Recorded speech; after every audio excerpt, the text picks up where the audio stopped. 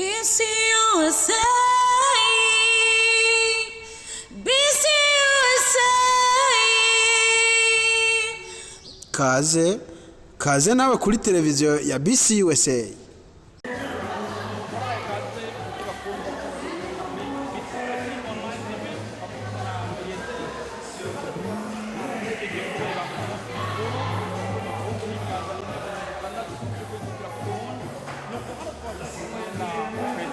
ariwe yararongoye uno munsi mukuru nuko turabaramukije cyane amahoro nyakubahwa nuko ngo batufise utubazo tubiri cyangwa dutatu tugomba kugira ngo tuganire kubijanye n'uno munsi mukuru. Akabazo ka mbere, mbega mwiyumviye gute kugira ngo mutegure uno munsi mukuru? Kweri mu camake tumaze imyaka 15 hano muri South Dakota. Hajya ngo iyo ugenda uratembera urabona abandi mu ntambwe bagezeko. Rero nka jewe ndi umuntu nkunda gutembera cyane mu mastate nkatumirwa. Rero maze kubona izindi ntara aho bageze mu bikorwa n'ingene bakunda uBurundi canke bageze kwikukira hakabaho ibiganiro. Rero subiye inyuma mu 2015 nari natumbiwe muri Arizona aho twagize umunsi mukuru wa independence. Hariho organisation 251 nibo twari kumwe, hanyuma ico gihe twagira umunsi mukuru biraryoha. Rero navuga ati umunsi urizina no muri Dakota bizokoreka. None rero byagumye mu vyiyumviro, urumva harahize hafi imyaka 7 ntashitse kuri iyo ntumbero, ariko no munsi Imana yabikoze ko twogira uno munsi mukuru natwe abantu bakaryoherwa bakumva ukwikukira cyarico, tugatanga story ya kahise kacu ku Burundi. Harimo byinshi ntarinzi nagendiga mu vyagiye biravugwa. Murakoze cyane. Mbega urabye nko uko muri mwateguye no munsi mukuru n'abantu muri mwatumiye ukaraba n'abantu bari baje, mbega mwari mufise icyizere cyo ko mwari gushobora kuronka abantu bangana gutya canke mwari mwiteze abantu bangana gute uri kuraraba? Turavye abantu baje ndovuga twaje abantu benshi ku bantu twari tuza ari rya mbere bigiye kuba. Iyo ikintu ari rya mbere kigiye kuba abantu benshi bafata ntikizoshoboka ntikibaho ntikizobaho.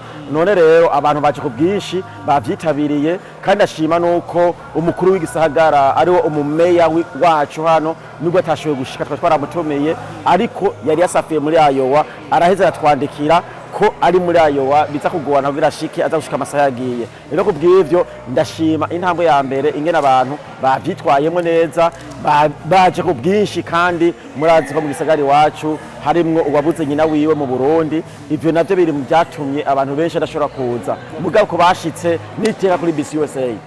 Murakoze cyane. Akabazo ka nyuma, mbega ibi birori muri mwateguye no munsi bigarukiye hano canke uko umwaka utashe muzoshishira mubandanya mubitegura kubw'abarundi bari hano canke bizogenda gute?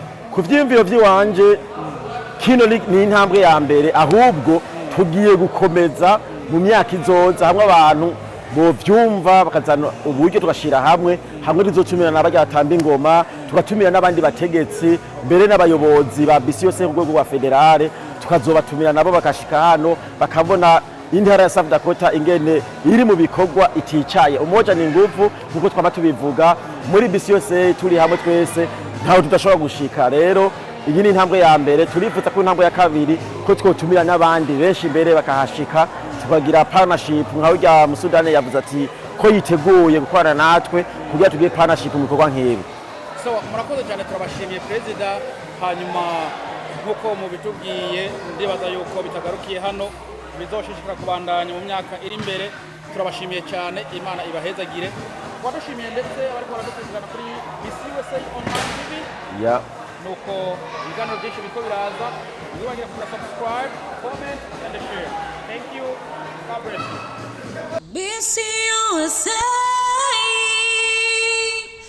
BCUSA.